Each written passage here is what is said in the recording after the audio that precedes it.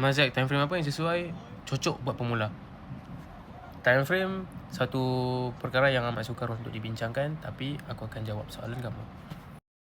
Mulai daripada time frame yang paling besar, time frame D1. Time frame daily itu candlenya jelas, enggak ada noise, mudah untuk dilihat kerana satu candle bersamaan satu hari. Aku selalu gunakan time frame daily untuk aku cari direction market. Kalau lihat market di time frame daily ni, kamu akan jadi lebih tenang ya.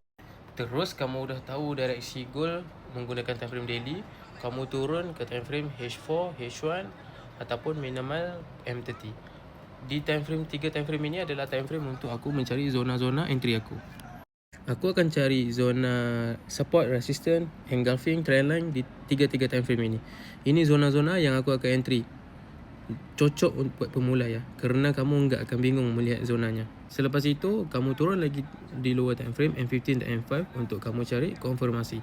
Bila kamu dah jumpa direction, dah jumpa zona, seterusnya ke konfirmasi lower time frame, nah di situ kamu dah bisa entry.